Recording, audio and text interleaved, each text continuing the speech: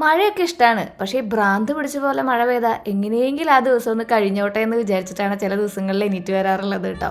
അങ്ങനെ ഇന്നത്തെ ദിവസം എണീറ്റ് കിച്ചണിലെത്തിയപ്പോൾ തലേദിവസം അരച്ച് വെച്ചിട്ടുണ്ടായിരുന്ന മാവൊക്കെ പുളിച്ച് വന്നായിരുന്നു.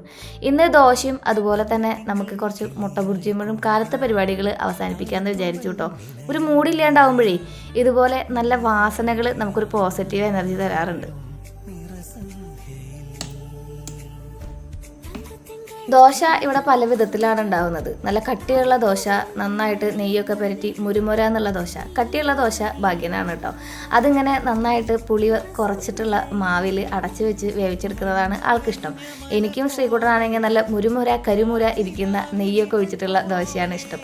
അങ്ങനെ ദോശ ഉണ്ടാക്കലും പരിപാടികളൊക്കെ കഴിഞ്ഞപ്പോൾ ഇന്നലെ ഭാഗ്യം കൊണ്ടുവന്ന മുട്ടയിൽ നിന്ന് 3-4 പൊട്ടിയിരിക്കുന്നുണ്ടായിരുന്നു. അത് കാരണം കൊണ്ടാണ് മുട്ട ബുർജിമ കാര്യം അവസാനിപ്പിക്കാമെന്ന് വിചാരിച്ചത്.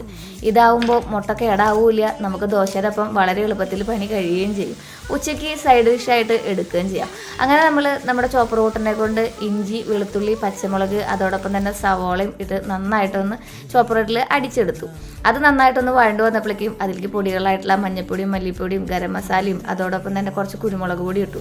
പിന്നെ കുറച്ചൊന്ന് കുഴഞ്ഞ് കിട്ടാൻ വേണ്ടിയിട്ട് അല്ലെങ്കിൽ ഒരു മയം വരുത്താൻ വേണ്ടിയിട്ട് തക്കാളിയും കൂടെ ഇട്ട് അതൊന്ന് പച്ചമണം മാറി വന്നപ്പോൾ ഒരു 3-4 മുട്ട, ഇന്നലെ പൊട്ടിയ മുട്ടയുണ്ടല്ലോ, അത് നമ്മൾ ഇതിലേക്ക് ഒന്ന് പൊട്ടിച്ചൊഴിച്ചിട്ടുണ്ട് കേട്ടോ. ഇനി നന്നായിട്ട് ഇതൊന്ന് കൊത്തിപ്പൊരിച്ചെടുത്തിട്ടുണ്ടെങ്കിൽ എന്താ നമ്മുടെ വീട്ടിലുണ്ടാക്കുന്ന മുട്ട ബുർജിയോ കൊത്തിപ്പൊരിച്ച മുട്ടയോ എന്ത് വേണമെങ്കിലും പറയാം, അത് റെഡി ആയിട്ടുണ്ട്.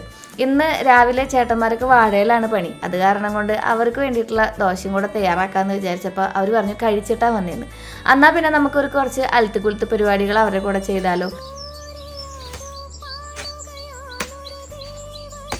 ഇത് നമ്മുടെ അടുക്കള വശമാണ്. ഇവിടെ പല വിധത്തിലുള്ള പച്ചക്കറി തൈകൾ വെച്ച് പിടിപ്പിക്കലാണ് എൻ്റെയും ഭാഗ്യൻ്റെയും മെയിനായിട്ടുള്ള ഹോബി എന്ന് പറയുന്നത്. പച്ചമുളക്, അതുപോലെ തന്നെ വഴുതനങ്ങ, കോളിഫ്ലവർ, അങ്ങനെ ഓരോ കാലഘട്ടത്തിനനുസരിച്ച് ഇവിടുത്തെ വിളകൾ മാറി മാറി വരും. ഇപ്രാവശ്യം ഈ പച്ചമുളകാണ് മേടിച്ചിട്ടുണ്ടായിരുന്നത് കേട്ടോ. ഇതിനെ സെറാന്ന് പറയും. പൊതുവേ ഇത്ര വലിയ പച്ചമുളകുകൾ നമ്മൾ ഇവിടെ മേടിച്ച് വയ്ക്കാറില്ല. വളരെ ചെറിയ തൈകൾ 2-3 ഇല വന്നത് മാത്രമേ വെച്ചിരിക്കാറുള്ളൂ. ഇത് ഇപ്രാവശ്യം നമ്മൾ കഴിഞ്ഞ ദിവസം മണ്ണുത്തി പോയപ്പോൾ മേടിച്ചിട്ടുണ്ടായിരുന്നതാണ് ഒരു 10 തൈ. ഇതുമ്പോൾ ധാരാളം മുളക് ഉണ്ടായി നിൽക്കുന്നുണ്ടപ്പോൾ എൻ്റെ ഒരു പൂതിക്ക് മേടിച്ചതാണ് കേട്ടോ. അത് രഘുവേട്ടൻ കുഴി കുത്തി വെച്ച് തരുകയും ചെയ്തു.